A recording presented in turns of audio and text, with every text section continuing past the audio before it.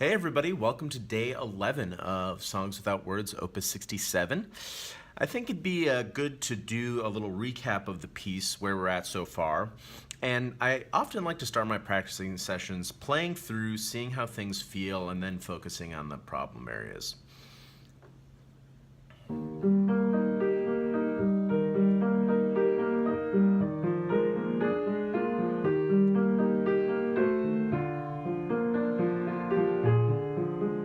So that's where my first miss is.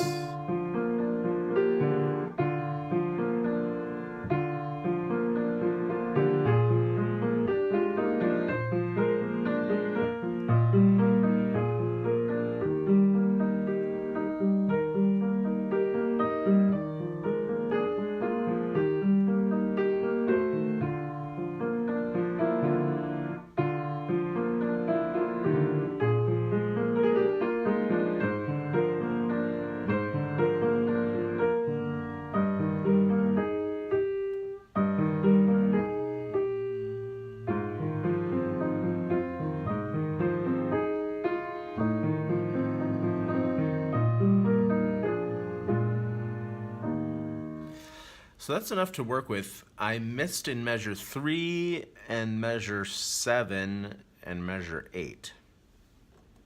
And I think what happens is when I play my thumb on B flat, my 3 is not getting there in time.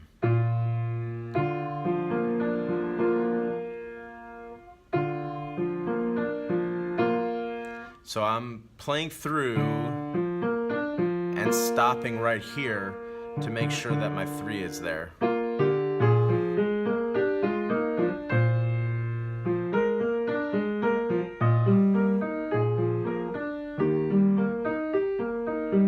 So I'll do that a couple times.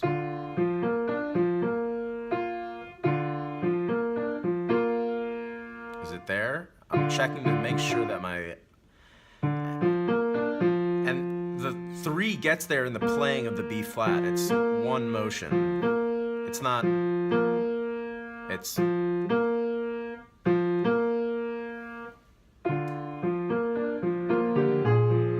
we go.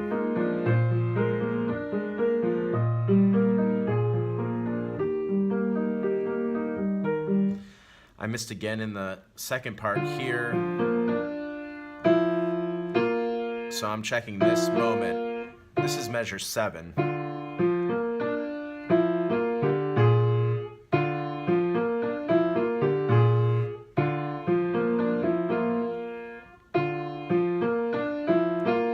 Am I there? This is the moment where I'm stopping.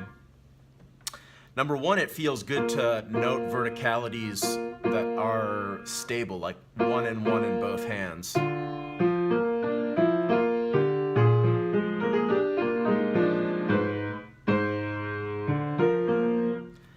Also, there's something that I call, it's a made-up term, I call it a hidden leap, in that it's not immediately obvious that there's a leap here because it's kind of the end of a phrase. And sometimes our practicing tends to start on phrases and we don't check the in-between moments. So for example, this is going from measure 7 to measure 8 in the left hand. That moment. That's a big leap between 5 and 5. So I need to make sure that I'm playing my 5 with enough swing and activity to get me over to the A flat, and I can spring off that.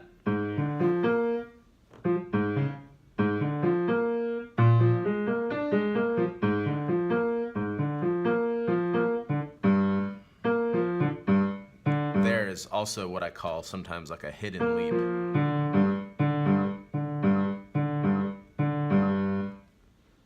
All right, so this is from measure 7.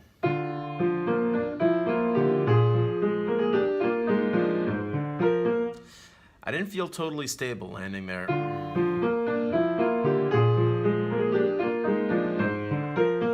I think what's also tricky is that you're playing, the line goes So that's a bit of a distance, and sometimes if we don't have enough rotation to get to the 3, our 3 is going to be stuck somewhere down here and not play the D.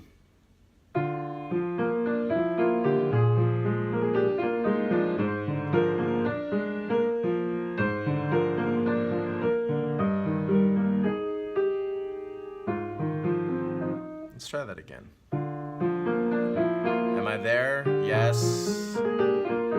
Active there? Yes. Out here?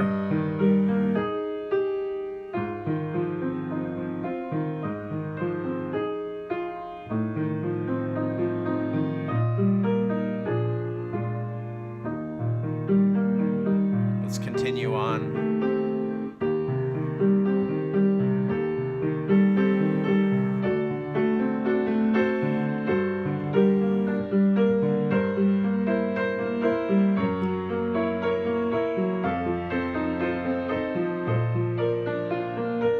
That all feels pretty good.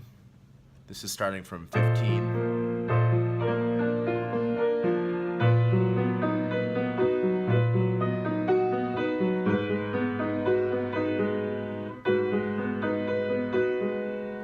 So yeah, I mean, here.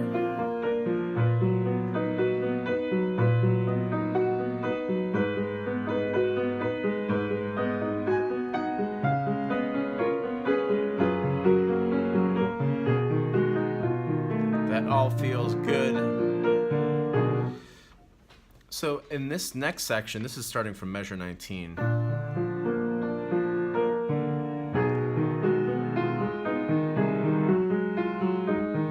What's difficult for me is not the leap coming up. So the left-hand figure goes, this is starting from 19.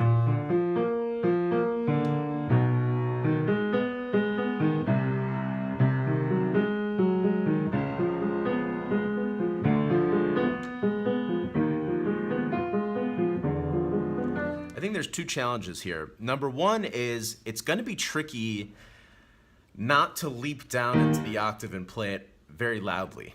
That's what's happening when I play it right now.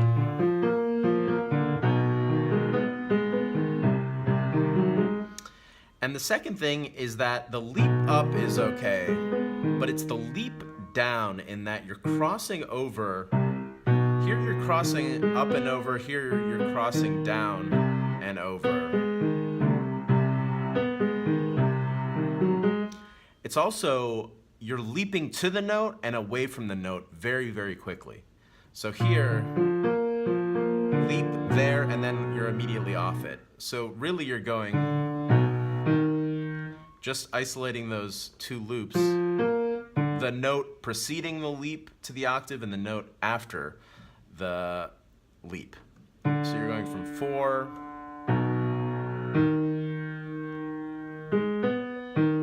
and then 4, 3,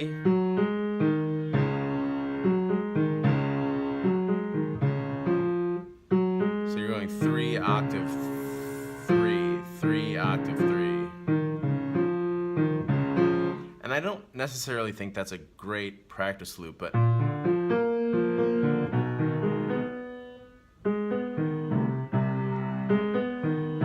sometimes I like doing thumb to thumb, so thumb. So I'll do that. And then I want to practice the note right after it. So that'll be the loop from thumb to thumb.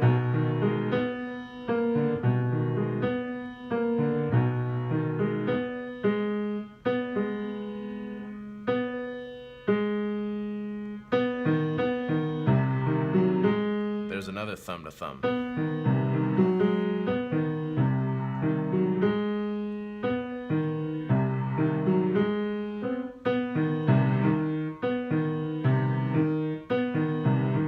I also have to make sure that my arm is getting over enough.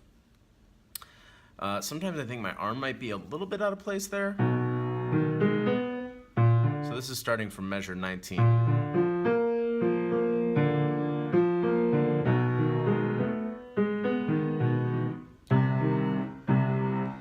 here, my arm is here, here my arm is here. So that's a pretty big difference.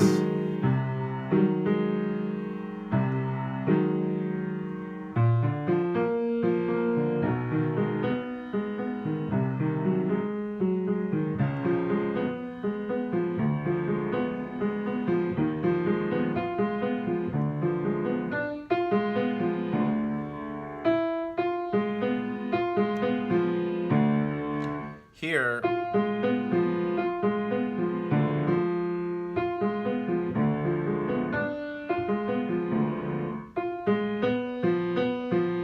that is real tricky. And sometimes the tendency for me is to want to cheat this last F before the D because you're in such a rush to get down there. But if I do that, I tend to have a bad jumping off point. I always think about it like when you're jumping off a diving board and you don't time the last jump, you kind of wobble on it and then just slough off it.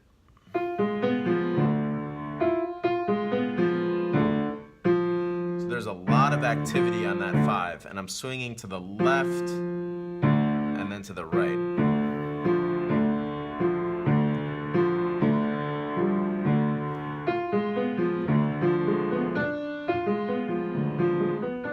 Getting the octaves pianissimo is going to be another challenge. I mean, it's not super soft. The passage does crescendo, but you don't want to sound like these big, heavy octaves down there all the time.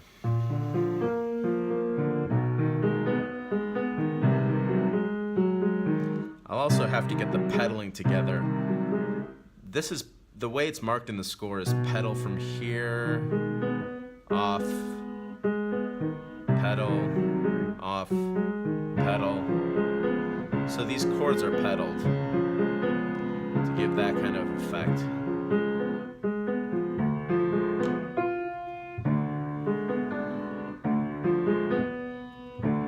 That goes to 3.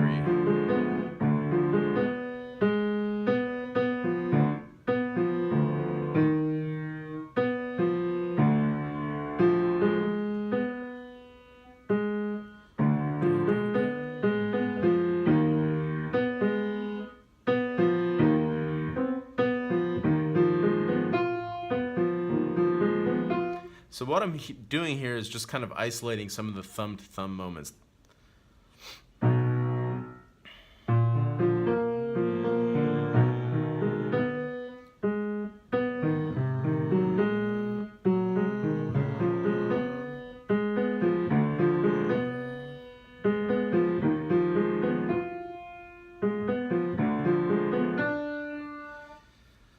So I think that's it for today. That octave, that passage is tricky. It's a lot of leaps to and from octaves in the left hand. It's good practice, and I think the main takeaway for me is that the note before the leap and the leap have to be more active in my hand.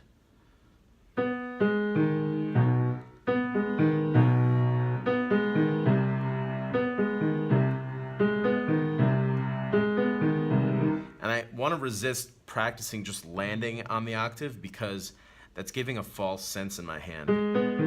When I practice this passage, it's really easy to practice landing on the octave, which is good, but then you need to practice immediately leaving the octave because that's what the playing experience is going to feel like in the end.